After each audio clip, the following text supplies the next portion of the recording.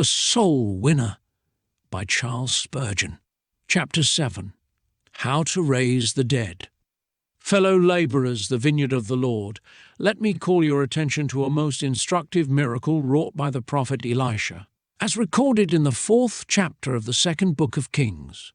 The hospitality of the Shunammite woman had been rewarded by the gift of a son, but, alas, all earthly mercies are of uncertain tenure, and after certain days the child fell sick and died. The distressed but believing mother hastened at once to the man of God. Through him God had spoken the promise which fulfilled her heart's desire, and she resolved to plead her case with him, that he might lay it before his divine master, and obtain for her an answer of peace. Elisha's action is recorded in the following verses.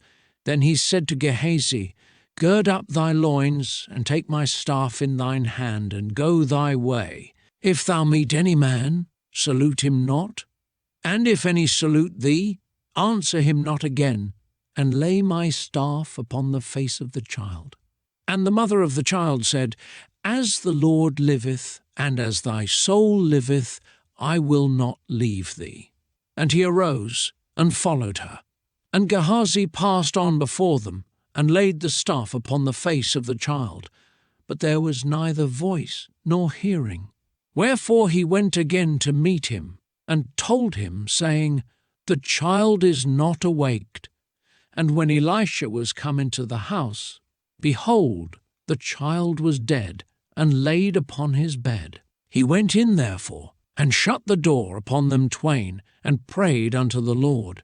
And he went up, and lay upon the child, and put his mouth upon his mouth, and his eyes upon his eyes, and his hands upon his hands, and he stretched himself upon the child, and the flesh of the child waxed warm.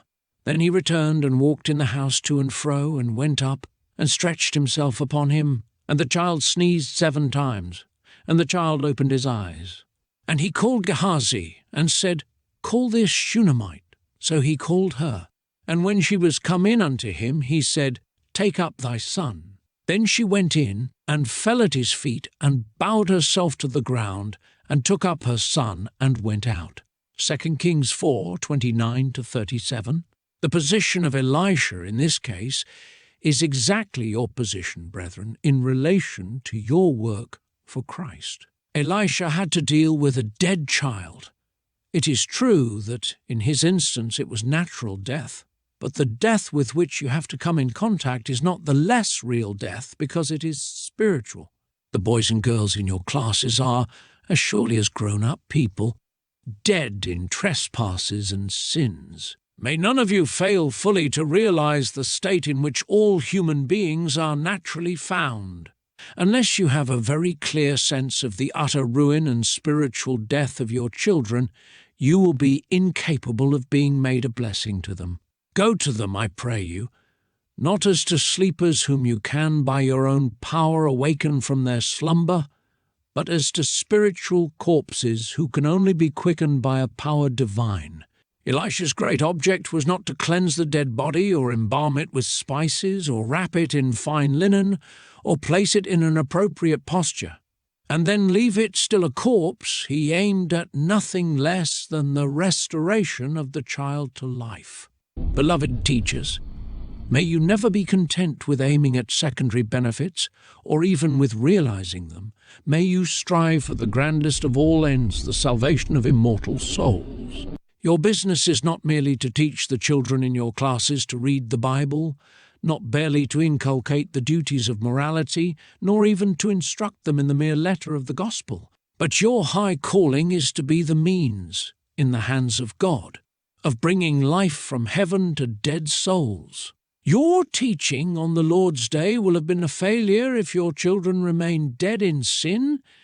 In the case of the secular teacher, the child's fair proficiency in knowledge will prove that the instructor has not lost his pains.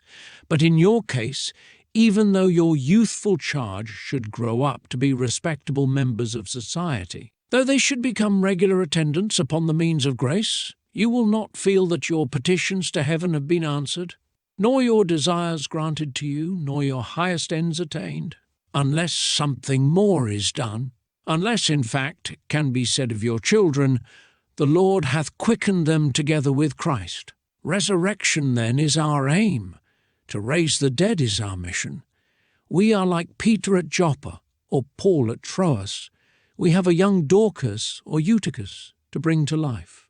How is so strange a work to be achieved? If we yield to unbelief, we shall be staggered by the evident fact that the work to which the Lord has called us is quite beyond our own personal power.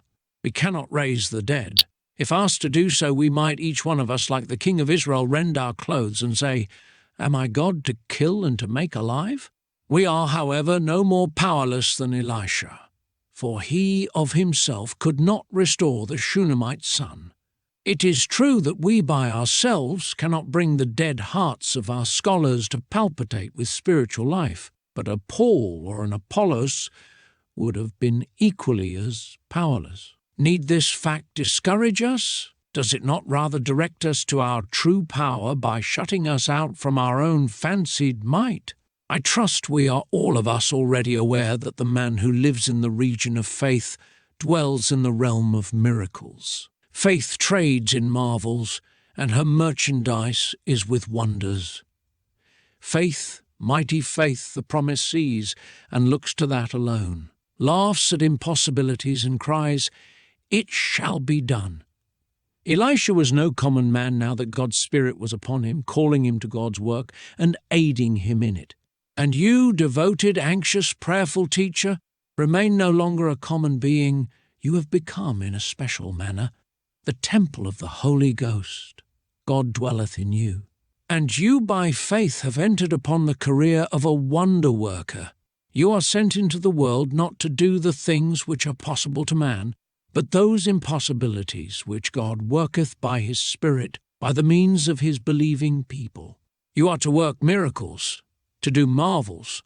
You are not, therefore, to look upon the restoration of these dead children, which in God's name you are called to bring about, as being a thing unlikely or difficult when you remember who it is that works by your feeble instrumentality.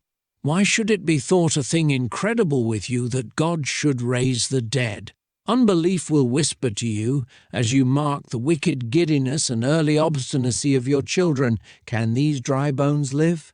But your answer must be, "O Lord, thou knowest, committing all cases to the Almighty hand, it is yours to prophesy to the dry bones and to the heavenly wind, and ere long you too shall see in the valley of your vision the signal triumph of life over death." Let us take up at this moment our true position, and let us realize it.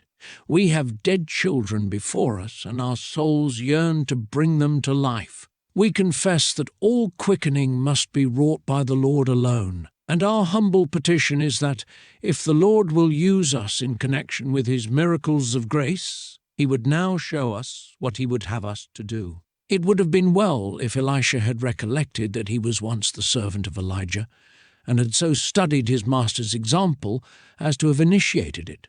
If so, he would not have sent Gehazi with a staff, but have done at once what at last he was constrained to do. In the first book of Kings, at the 17th chapter, you will find the story of Elijah's raising a dead child, and you will there see that Elijah, the master, had left a complete example to his servant, and it was not until Elisha followed it in all respects that the miraculous power was manifested. It had been wise, I say, if Elisha had at the outset imitated the example of the master whose mantle he wore. With far more force may I say to you, my fellow servants, that it will be well for us if as teachers we imitate our master. If we study the modes and methods of our glorified master and learn at his feet the art of winning souls, just as he came in deepest sympathy into the nearest contact with our wretched humanity and condescended to stoop to our sorrowful condition, so must we come near to the souls with whom we have to deal, yearn over them with his yearning, and weep over them with his tears, if we would see them raised from the state of sin. Only by imitating the spirit and manner of the Lord Jesus shall we become wise to win souls. Forgetting this, however, Elisha would fain strike out a course for himself, which would more clearly display his own prophetic dignity. He gave his staff into the hand of Gehazi, his servant, and bade him lay it upon the child, as if he felt that the divine power was so plenteously upon him that it would work in any way, and consequently his own personal presence and efforts might be dispensed with. The Lord's thoughts were not so.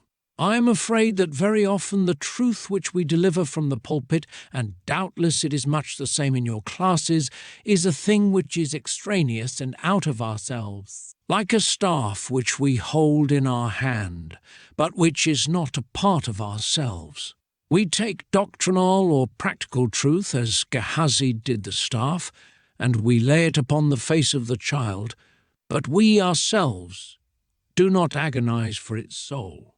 We try this doctrine and that truth, this anecdote and the other illustration, this way of teaching a lesson and that manner of delivering an address. But so long as ever the truth which we deliver is a matter apart from ourselves and unconnected with our innermost being, so long it will have no more effect upon a dead soul than Elisha's staff had upon the dead child.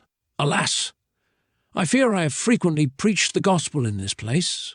I have been sure that it was my Master's gospel, the true prophetic staff, and yet it has had no result, because I fear I have not preached it with the vehemence and earnestness and heartiness which ought to have gone with it. And will you not make the same confession that sometimes you have taught the truth? It was the truth, you know it was, the very truth which you found in the Bible, and which has at times been precious to your own soul, and yet no good result has followed from it, because while you taught the truth, you did not feel the truth, nor feel for the child to whom the truth was addressed, but were just like Gehazi, placing with indifferent hand the prophetic staff upon the face of the child. It was no wonder that you had to say with Gehazi, "The child is not awaked," for the true awakening power found no appropriate medium in your lifeless teaching. We are not sure that Gehazi was convinced that the child was really dead. He spoke as if it were only asleep and needed waking. God will not bless those teachers who do not grasp in their hearts the really fallen estate of their children. If you think the child is not really depraved, if you indulge foolish notions about the innocence of childhood and the dignity of human nature, it should not surprise you if you remain barren and unfruitful. How can God bless you to work a resurrection when, if he did work it by you, you are incapable of perceiving its glorious nature? If the lad had awaked, it would not have surprised Gehazi. He would have thought that he was only startled from an unusually sound sleep. If God were to bless to the conversion of souls the testimony of those who do not believe in the total depravity of man, they would merely say, "The gospel is very moralizing and exerts a most beneficial influence." But they would never bless and magnify the regenerating grace by which he who sitteth on the throne maketh all things new. Observe carefully what Elisha did when thus foiled in his first effort. When we fail at one attempt, we must not therefore give up our work. If you have been unsuccessful, my dear brother or sister, until now, you must not infer that you are not called to the work, any more than Elisha might have concluded that the child could not be restored. The lesson of your non-success is not cease the work, but change the method. It is not the person who is out of place, it is the plan which is unwise. If you have not been able to accomplish what you wished, remember the schoolboy's song. If at first you don't succeed, try again. Do not, however, try in the same way unless you are sure that it is the best one. If your first method has been unsuccessful, you must improve upon it. Examine wherein you have failed, and then by changing your mode or your spirit, the Lord may prepare you for a degree of usefulness far beyond your expectation. Elisha, instead of being dispirited when he found that the child was not awake, girded up his loins, and hastened with greater vigour to the work before him. Notice where the dead child was placed. And when Elisha was come into the house, behold, the child was dead, and laid upon his bed. This was the bed which the hospitality of the Shunammite had prepared for Elisha, the famous bed which, with the table, the stool, and the candlestick, will never be forgotten in the church of God. That famous bed had to be used for a purpose which the good woman little thought of when, out of love to the prophet's God, she prepared it for the prophet's rest. I like to think of the dead child lying on that bed, because it symbolizes the place where our unconverted children must lie if we would have them saved. If we are to be a blessing to them, they must lie in our hearts. They must be our daily and nightly charge. We must take the cases of our children to our silent couch with us. We must think of them in the watches of the night, and when we cannot sleep because of care, they must share in those midnight anxieties. Our beds must witness to our cries, "Oh, that Ishmael might live before thee! Oh, that the dear boys and girls in my class might become the children of the living God!" Elijah and Elisha both teach us that we must not place the child far from us out of doors or down below us in a vault of cold forgetfulness. But if we would have him raised to life, we must place him in the warmest sympathies of our hearts. In reading on we find, "He went in therefore, and shut the door upon them twain, and prayed unto the Lord."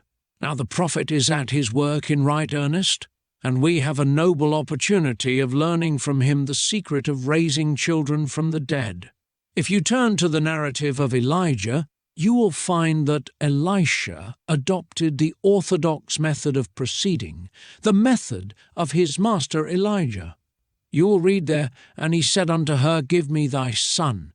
And he took him out of her bosom, and carried him up into a loft, where he abode, and laid him upon his own bed. And he cried unto the Lord, and said, O Lord my God, hast thou also brought evil upon the woman with whom I sojourn, by slaying her son? And he stretched himself upon the child 3 times, and cried unto the Lord, and said, O Lord my God, I pray thee, let this child's soul come into him again. And the Lord heard the voice of Elijah, and the soul of the child came into him again, and he revived. The great secret lies, in a large measure, in powerful supplication. He shut the door upon them twain, and prayed unto the Lord. The old proverb is, Every true pulpit is set up in heaven, by which is meant that the true preacher is much with God. If we do not pray to God for a blessing, if the foundation of the pulpit be not laid in private prayer, our open ministry will not be a success. So it is with you. Every real teacher's power must come from on high. If you never enter your closet and shut to the door, if you never plead at the mercy seat for your child, how can you expect that God will honor you in its conversion? It is a very excellent method, I think, actually, to take the children one by one into your room alone and pray with them. You will see your children converted when God gives you to individualize their cases, to agonize for them, and to take them one by one, and with the door closed, to pray both with them and for them. There is much more influence in prayer privately offered with one than in prayer publicly uttered in the class.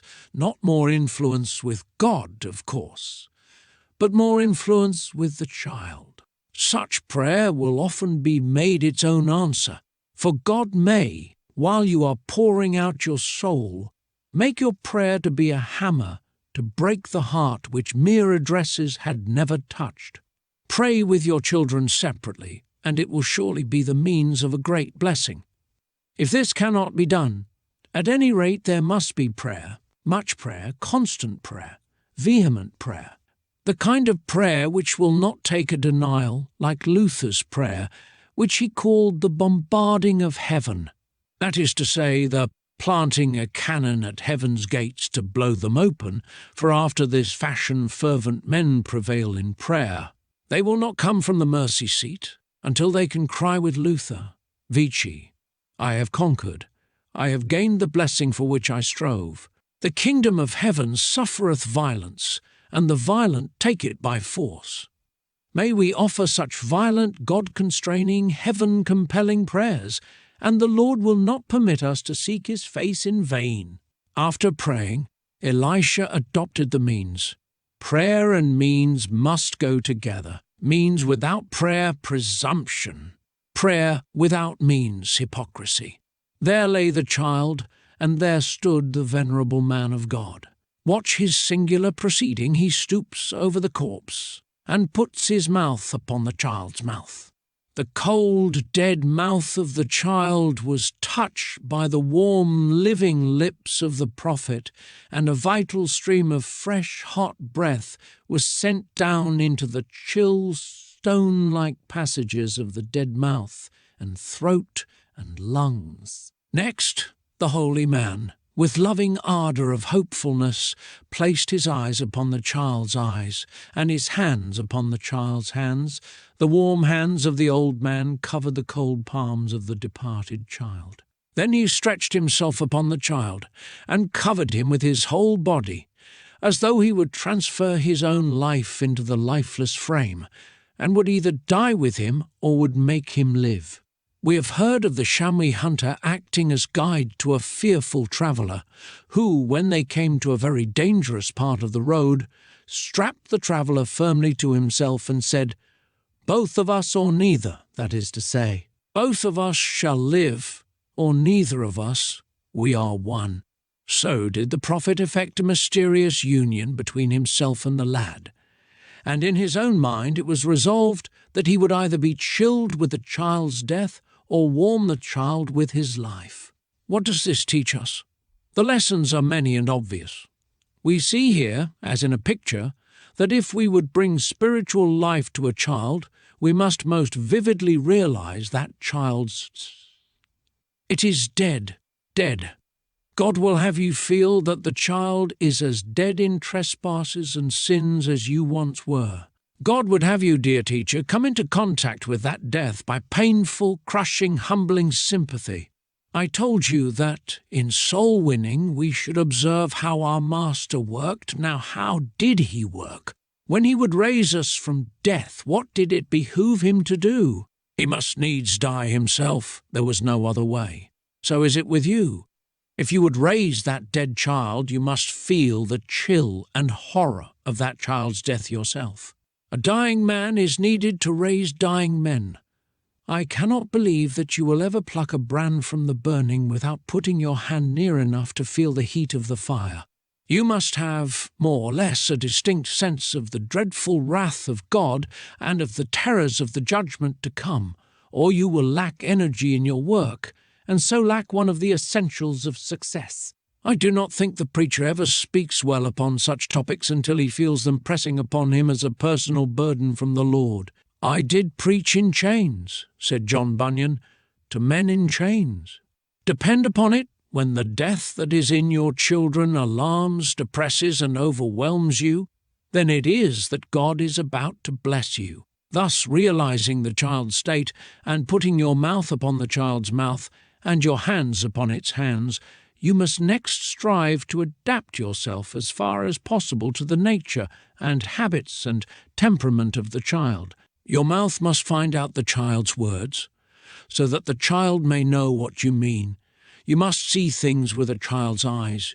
Your heart must feel a child's feelings. So as to be his companion and friend, you must be a student of juvenile sin, you must be a sympathizer in juvenile trials, you must, so far as possible, enter into childhood's joys and griefs. You must not fret at the difficulty of this matter, or feel it to be humiliating, for if you count anything to be a hardship or a condescension, you have no business in the Sunday school.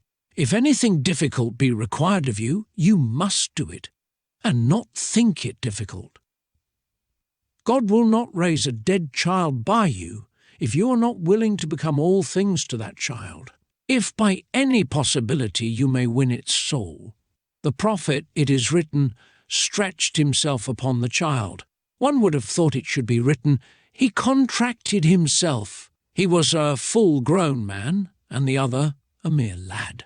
Should it not be he contracted himself? No, he stretched himself, and mark you, no stretching is harder than for a man to stretch himself to a child. He is no fool who can talk to children. A simpleton is much mistaken if he thinks that his folly can interest boys and girls. It needs our best wits, our most industrious studies, our most earnest thoughts, our ripest powers, to teach our little ones. You will not quicken the child until you have stretched yourself, and though it seems a strange thing, yet it is so. The wisest man will need to exercise all his abilities if he would become a successful teacher of the young. We see then in Elisha a sense of the child's death and an adaptation of himself to his work, but above all we see sympathy. While Elisha himself felt the chill of the corpse, his personal warmth was entering into the dead body. This of itself did not raise the child, but God worked through it. The old man's heat of body passed into the child and became the medium of quickening. Let every teacher weigh these words of Paul. But we were gentle among you, even as a nurse cherisheth her children. So, being affectionately desirous of you, we were willing to have imparted unto you, not the gospel of God only, but also our own souls, because ye were dear unto us. The genuine soul winner knows what this means. For my own part, when the Lord helps me to preach, after I have delivered all my matter, and have fired off my shot so fast that my gun has grown hot, I have often rammed my soul into the gun and fired my heart at the congregation, and this discharge has, under God, won the victory. God will bless by his Spirit our hearty sympathy with his own truth, and make it do that which the truth alone, coldly spoken, would not accomplish. Here, then, is the secret. You must, dear teacher, impart to the young your own soul. You must feel as if the ruin of that child would be your own ruin. You must feel that, if the child remains under the wrath of God, it is to you as true a grief as if you were under that wrath yourself. You must confess the child's sins before God as if they were your own, and stand as a priest before the Lord pleading on its behalf. The child was covered by Elisha's body, and you must cover your class with your compassion, with the agonizing stretching forth of yourself before the Lord on its behalf. Behold in this miracle the modus operandi of raising the dead. The Holy Spirit remains mysterious in his operations, but the way of the outward means is here clearly revealed. The result of the prophet's work soon appeared. The flesh of the child waxed warm. How pleased Elisha must have been, but I do not find that his pleasure and satisfaction caused him to relax his exertions. Never be satisfied, dear friends, with finding your children in a barely hopeful state. Did a girl come to you and cry, "Teacher, pray for me"? Be glad, for this is a fair token, but look for more. Did you observe tears in a boy's eyes when you were speaking of the love of Christ? Be thankful for it that the flesh is waxing warm, but do not stop there. Can you relax your exertions now? Bethink you, you have not yet gained your end. It is life you want, not warmth alone. What you want, dear teacher, in your beloved charge, is not mere conviction, but conversion.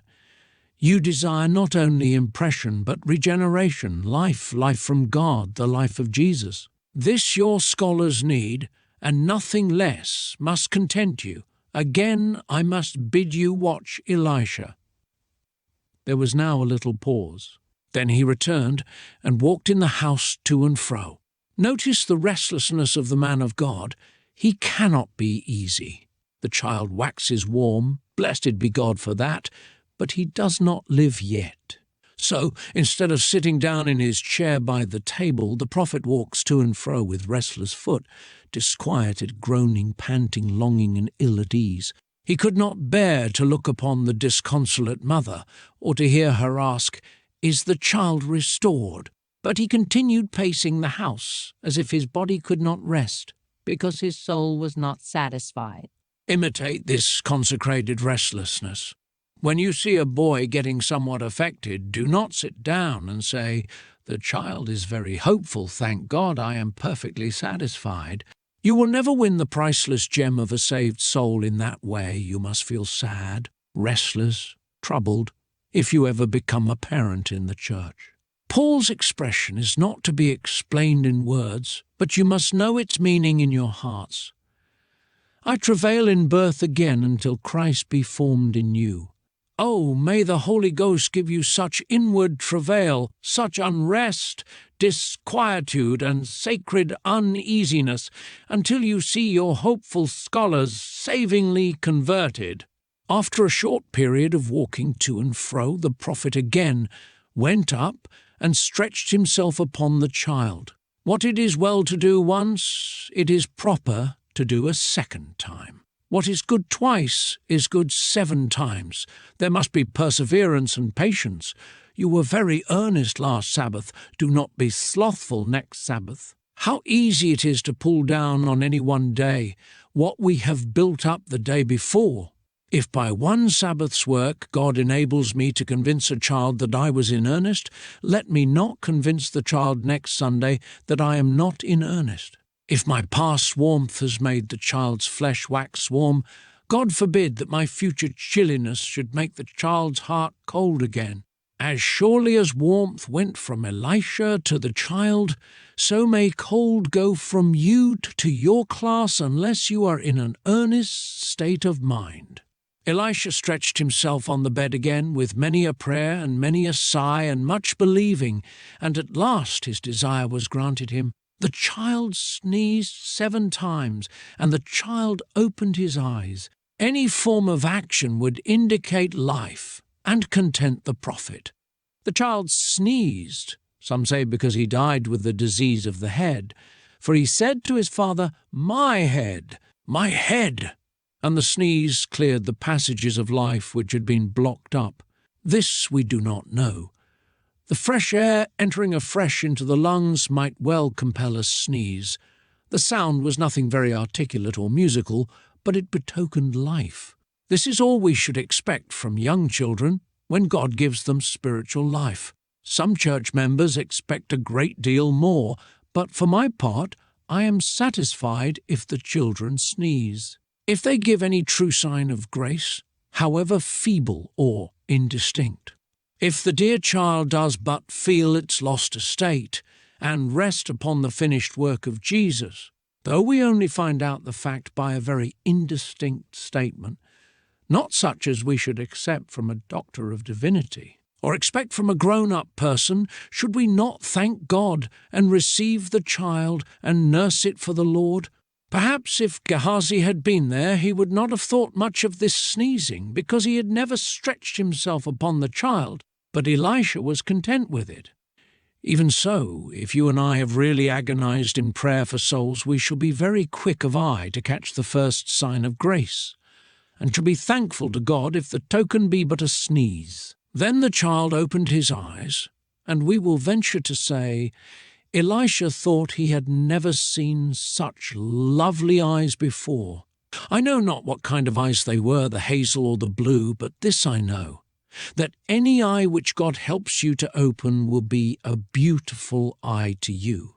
I heard a teacher talking the other day about a fine lad who had been saved in his class, and another spoke of a dear girl in her class who loved the Lord. No doubt of it, it would be a wonder if they were not fine and dear in the eyes of you who have brought them to Jesus, for to Jesus Christ they are finer and dearer still. Beloved friends, may you often gaze into opened eyes which, but for divine grace owning your teaching, would have been dark with the film of spiritual death. Then will you be favoured indeed. One word of caution. In this meeting is there a Gehazi? If there be among this host of Sunday school teachers one who can do no more than carry the staff, I pity him.